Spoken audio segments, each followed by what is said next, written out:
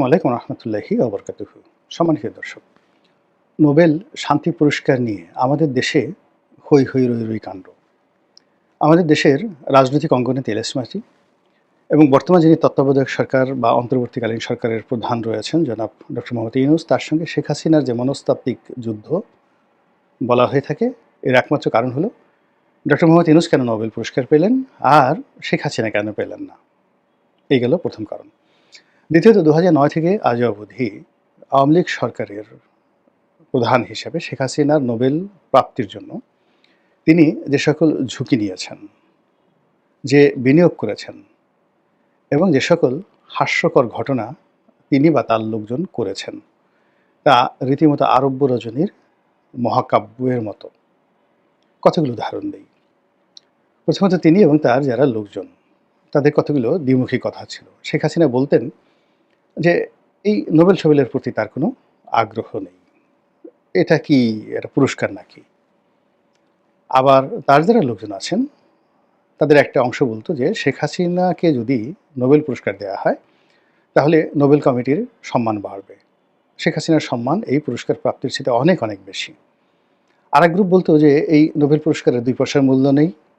আমেরিকার রাস্তাঘাটে এই নোবেল কমিটির যারা লোকজন তারা ঘুরে বেড়ায় এবং তাদেরকে একটু স্যান্ডউইচ খাওয়ালে, বিয়ার খাওয়ালে কিংবা হুইস্কি খাওয়ালে এই পুরস্কার পাওয়া যায়। এবং এই কথা সৈয়দ আশরাফ সাহেবের মতো একজন প্রাজ্ঞ রাজনীতিবিদ, যিনি বহুদিন ইংল্যান্ডে থেকেছেন, তার মতো মানুষের মুখ দিয়ে বের হয়েছে।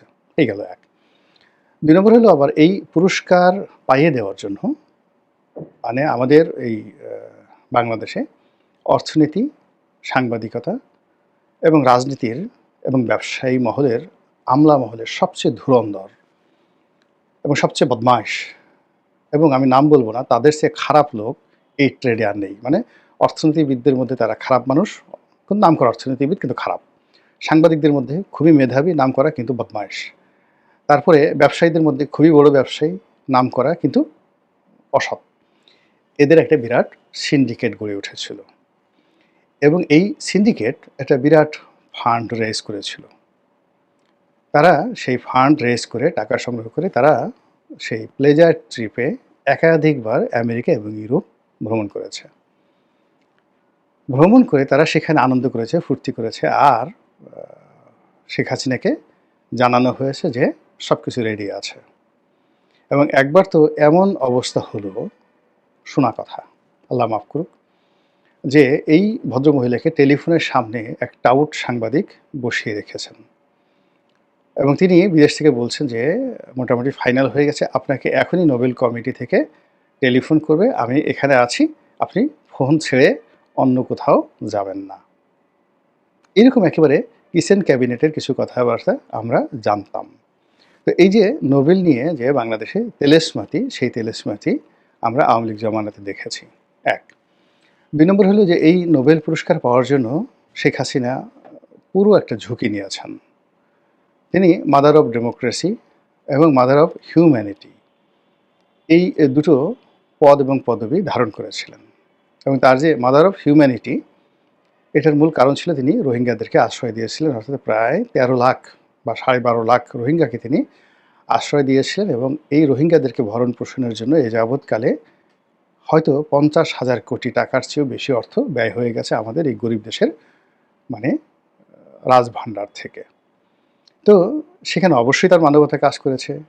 অবশ্যই এখানে তৎকালীন তার অধীন যে সেনাবাহিনী ছিল, সেই সেনাবাহিনীর যে কূটচাল ছিল, তাদের যে ভ্রান্ত নীতি ছিল এবং ওই সময়টাতে রোহিঙ্গাদের মধ্যে যে সশস্ত্র গ্রুপ ছিল, তারা সেই সশস্ত্র গ্রুপ সরাসরি মায়ানমার জান্তা সরকারের যে সেনা ক্যাম্প রয়েছে, সেই সেনা ক্যাম্পে আক্রমণ চালিয়েছিল।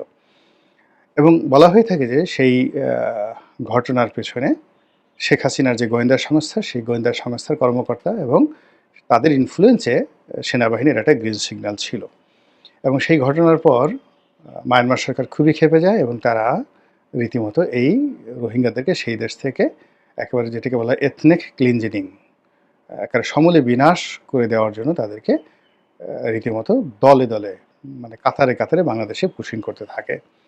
এবং ওই সময়টিতে সেনাবাহিনী বলেন, বাংলাদেশ সরকার বলেন, তাদের আসলে এর বাইরে কোনো কিছু করার ছিল না। এর কারণ হলো যদি মায়ানমার সরকার এটা প্রকাশ করে দেয় আন্তর্জাতিক অঙ্গনে, এটা বাংলাদেশের জন্য একটা সমস্যা হতে পারত। কিন্তু আমরা জানতাম, কিন্তু ওটা ওই সময় বলাটা আকার ইঙ্গিতে বলেছি, কিন্তু লিখেছিও, আমি কথা লিখেছি, কিন্তু এইভাবে এখন যেভাবে বলছি এভাবে বলা সম্ভব ছিল না। তো যাই হোক, তিনি যেখানে নো ম্যানস ল্যান্ড রয়েছে সেখানে তিনি রোহিঙ্গাদেরকে থামিয়ে দিতে পারতেন, এবং ওটাও আমি বলেছিলাম ওই সময়টাতে, যে এখানে এই সময়টাতে এদেরকে ঢুকে দেওয়াটা আওয়ামী লীগের জন্য একটা আত্মঘাতী হবে, বাংলাদেশের জন্য একটা আত্মঘাতী বিষয় হবে।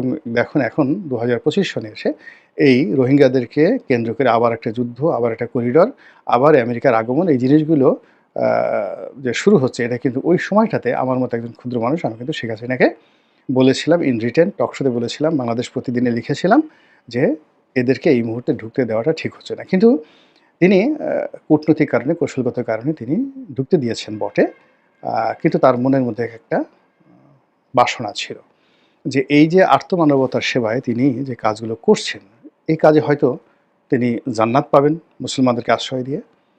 দ্বিতীয়ত, এরকম একটা মানবতাবাদী কাজ, যে কাজের জন্য আমেরিকা তাকে বাহাবা দিচ্ছে, জাতিসংঘ বাহাবা দিচ্ছে, ইউরোপীয় ইউনিয়ন বাহাবা দিচ্ছে, সারা দুনিয়া বাহাবা দিচ্ছে, তো কাজেই এবার তার নোবেল পুরস্কার আর কেউ ঠেকাতে পারবে না। তো যাই হোক, সে বহু আগের কাহিনী, বহু ঘটনা। এখন সেই নোবেল নিয়ে কামড়াকামড়ি করতে করতে দেখা গেল যে তিনি এখন নির্বাসিত, আর তিনি যাকে টার্গেট করে, হিংসে করে, তিনি তার সমস্ত রাষ্ট্রযন্ত্রের শক্তি এবং দলীয় শক্তি যার বিরুদ্ধে ব্যয় করেছেন, সেই ডক্টর মোহাম্মদ ইউনূস এখন রাষ্ট্র ক্ষমতায়। তো এই হলো বাংলাদেশে নোবেল নিয়ে তেলস্মাত। কিন্তু ইউরোপ আমেরিকা থেকে এরকম ঘটনা ঘটে বা এটা কি সম্ভব? কিন্তু বাস্তবতা হলো যে আমেরিকাতে এই ঘটনা ঘটছে। আমেরিকার যিনি বর্তমান প্রেসিডেন্ট ডোনাল্ড ট্রাম্প, তার পাগলামো, তার হঠাৎ বন্ধু বানানো, আবার ঠিক সেই বন্ধুত্ব শেষ করে দেয়া, ইউটার্ন নেওয়া, এগুলো তার জন্য খুব ডাল ভাতের বিষয়। তিনি যেভাবে ইলন মাস্ককে অল ইন অল করে তার সরকারে স্থান দিলেন, আবার ইলন মাস্ককে তার সরকার থেকে তাড়িয়ে দিতে তার 1 মিনিট সময় লাগলো না। তিনি যেভাবে ইসরায়েলকে লেলিয়ে দিলেন ইরানের বিরুদ্ধে, আবার সে ইসরায়েলকে খুব অকথ্য, অশ্রাব্য, যেটা কোনো মার্কিন প্রেসিডেন্ট এই রাষ্ট্রটির ইতিহাসে কখনো এই ধরনের অশ্রাব্য শব্দ ব্যবহার করেনি, সেই শব্দ ব্যবহার করে গালি দিয়ে তিনি নেতানিয়াহুকে বাধ্য করলেন এই যুদ্ধ বিরতির জন্য। একইভাবে তিনি ভারত এবং পাকিস্তানের যে যুদ্ধ বলা হয়ে থাকে, এই যুদ্ধ তিনিই বাঁধিয়ে দিয়েছেন। আবার তিনি এই যুদ্ধটা দুতিয়ালি করে শেষ করে দিয়েছেন। অর্থাৎ ভারত এবং পাকিস্তানের মধ্যে যে যুদ্ধ, এই যুদ্ধ মূলত ট্রাম্প বাঁধিয়ে দিয়েছেন, আর তার দুতিয়ালিতে তিনি এই যুদ্ধ শেষ করেছেন। একই অবস্থা ইরান এবং ইসরায়েলের এই যুদ্ধ, সবাই তো এটাকে তৃতীয় বিশ্বযুদ্ধ মনে করেছিল, কিন্তু ট্রাম্প এটা যেভাবে মানে একেবারে যাকে বলা হয় ঝড়ের গতিতে থামিয়ে দিলেন, এটা সম্ভবত পাগল বলেন আর ছাগল বলেন, যাই বলেন না কেন, ট্রাম্পের পক্ষে সম্ভব, অন্য কারোর পক্ষে এটা সম্ভব ছিল না। কিন্তু এখানে একটা বিষয় খুবই গুরুত্বপূর্ণ, সেটা হলো তিনি পাকিস্তানের সেনাপ্রধানকে আসিফ মনিরকে তিনি দাওয়াত দিয়ে হোয়াইট হাউসে নিয়ে গেছেন, এটা একটা ব্যতিক্রম। এবং সেখানে পাকিস্তানের প্রেসিডেন্ট কিংবা পাকিস্তানের প্রধানমন্ত্রী, অর্থাৎ রাজনৈতিক যে নেতৃত্ব, তাদেরকে বাদ দিয়ে তিনি আসিফ মনিরকে সেখানে নিয়ে গেছেন। এবং আপনারা জানেন যে আসিফ মনির এখন পাকিস্তানের রাজনীতিতে বলতে গেলে গডফাদার, এবং পাকিস্তান রাষ্ট্রটির ইতিহাসে আইয়ুব খানের পর তিনি প্রথম যিনি কিনা ফিল্ড মার্শাল উপাধি নিজে নিজে নিয়ে নিলেন, বা রাষ্ট্রকে বাধ্য করলেন তাকে এই উপাধি দেওয়ার জন্য। তো এক্ষেত্রে যেটি আইয়ুব খান যখন এই উপাধিটি নিয়েছিলেন, তখন তিনি রাষ্ট্রের সর্বেসর্বা, অর্থাৎ তিনিই প্রেসিডেন্ট, তিনিই সেনাপ্রধান। তো কাজেই তার জন্য ফিল্ড মার্শাল উপাধি নেওয়াটা সহজ বিষয় ছিল না, সহজ বিষয় ছিল তুলনামূলকভাবে। কিন্তু আসিফ মনিরের জন্য সেই তুলনায় একটু কঠিন। এর কারণ হলো তিনি এখন সেনাপ্রধান, তার মাথার উপরে রাষ্ট্রপ্রধান আছে, তার মাথার উপর সরকার প্রধান আছে। তো সব কিছুর উপর প্রভাব বিস্তার করে তিনি আইয়ুব খানের মতো একটা উপাধি নিলেন, যে তিনি এই যুদ্ধে জয়ী হয়েছেন, এবং যুদ্ধ জয়ীরাই কেবলমাত্র ফিল্ড মার্শাল উপাধি ধারণ করতে পারে। তো ভারত পাকিস্তান যুদ্ধে তিনি যে জয়ী হয়েছেন, এবং এই জয়টাকে আবার সেলিব্রেট করার জন্য তাকে দাওয়াত করে নিয়ে গেল আমেরিকা, এবং আমেরিকাও তাকে একটা সিল দিয়ে দিল যে yes, you are the only one field marshal around the world, সারা দুনিয়ার মধ্যে তুমি একমাত্র ফিল্ড মার্শাল, এই সম্মান তাকে দিল। কিন্তু অবাক করার ব্যাপার হলো যে সেখানে গিয়ে জনাব আসিফ মনির একটি প্রস্তাব দিয়ে এসেছেন তার দেশের পক্ষ থেকে, যে জনাব ডোনাল্ড ট্রাম্পকে নোবেল পুরস্কারের দেওয়া উচিত, এবং তিনি তার দেশের পক্ষ থেকে তাকে নোবেল পুরস্কারে ভূষিত করার জন্য মনোনয়ন দান করেছেন। এর কারণ হলো যে এই যে যুদ্ধ, এই যুদ্ধ বন্ধে তিনি অতি গুরুত্বপূর্ণ ভূমিকা পালন করেছেন। এজন্য শান্তির জন্য তার নোবেল পুরস্কার পাওয়া উচিত। অন্যদিকে ইসরায়েল এবং ইরানে তার যে সকল গ্রুপ রয়েছে, ডোনাল্ড ট্রাম্পের যে সকল গ্রুপ রয়েছে এবং সেই সকল গ্রুপ কাতারে আছে, কাতারের আমির খুবই এই মুহূর্তে তার ঘনিষ্ঠ।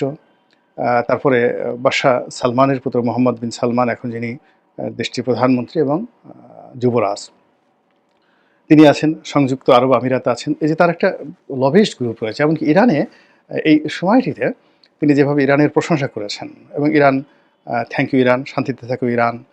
তারপরে এই সময়টিতে তিনি যেভাবে ড্রামাটিক্যালি চীনের প্রেসিডেন্টের সাথে সম্পর্ক করেছেন, তারপর ভ্লাদিমির পুতিনের সঙ্গে তিনি টেলিফোনে কথা বলেছেন, তারপর ইরানের যত কর্তা ব্যক্তি রয়েছে সকলের সঙ্গে কথাবার্তা বলেছেন। ফলে এই যুদ্ধটির ফলে তার ব্যক্তিগত যে কানেক্টিভিটি মধ্যপ্রাচ্যে আরও বেড়ে গেছে এবং মধ্যপ্রাচ্যের অন্ততপক্ষে 10টি দেশের পক্ষ থেকে তাকে শান্তি পুরস্কারের জন্য মনোনয়ন দেয়া হবে। তিনি হয়তো এবছর নোবেল শান্তি পুরস্কার পাবেন এবং ইতিপূর্বে দেখেন প্রায় সব মার্কিন রাষ্ট্রপ্রধান বা সরকার প্রধান, প্রেসিডেন্ট, তারা কিন্তু এই নোবেল পুরস্কার পান। বারাক ওবামা পেয়েছেন, বিল ক্লিন্টন পেয়েছেন শান্তির জন্য। তো সেই দিক থেকে এরকম দুটো গুরুত্বপূর্ণ যুদ্ধ এবং এর মধ্যে যদি ইউক্রেন যুদ্ধ শেষ করে ফেলা যায় এবং তিনি যেভাবে ন্যাটোকে চাপ দিয়েছেন, যেভাবে ইউক্রেনকে চাপ দিয়েছেন এবং যেভাবে রাশিয়াকে তিনি ম্যানেজ করেছেন, তাতে ইউক্রেন যুদ্ধ সম্ভবত থেমে যাবে। তো সেক্ষেত্রে তিনি একটা নোবেল পুরস্কার পেতে পারেন এবং এই নোবেল পুরস্কারের জন্য যুদ্ধ বন্ধ হয়েছে, ভালো কথা, আলহামদুলিল্লাহ। কিন্তু যুদ্ধটা শুরু হয়েছে নোবেলের জন্য, আমার কাছে যেটা মনে হচ্ছে। এবং এটা ডোনাল্ড ট্রাম্পের পক্ষে সম্ভব এবং তার যে ব্যক্তিগত জীবন, পারিবারিক জীবন, সামাজিক জীবন, অর্থনৈতিক জীবন, সব জায়গাতে তিনি ঝুঁকি নেওয়া মানুষ। এত বড় ঝুঁকি নেওয়া মানুষ যে নিজের ট্রাম্প টাওয়ারে তিনি যদি আগুন লাগিয়ে ইন্স্যুরেন্সের টাকা পাওয়ার জন্য ঝুঁকি নেন, এটাও অবাক করার বিষয় নয়। তো এরকম বহু ঘটনা ঘটেছে। তো এখন আমরা এই বাংলাদেশে যারা ভেদ বাঙালি, আমরা নোবেল নিয়ে ঝগড়া করি, নোবেল পাওয়ার স্বপ্ন দেখি এবং নোবেল পুরস্কারের লোভে অনেক লঙ্কা কাণ্ড ঘটাই। এরকম দুর্নাম বদনাম নিয়ে আমাদের যাদের অসন্তুষ্টি ছিল, তারা এখন মিস্টার ডোনাল্ড ট্রাম্পের এই ঘটনার মধ্যে তৃপ্তি খুঁজতে পারেন যে এই দোষ কেবল আমাদের একার নয়, এই আলুর দোষ আমেরিকারও আছে, আমেরিকার প্রেসিডেন্টেরও আছে। আল্লাহ আমাদের সবাইকে হেদায়েত দান করুন এবং হেফাজত করুন। আসসালামু আলাইকুম ওয়া রাহমাতুল্লাহি ওয়া বারাকাতুহু।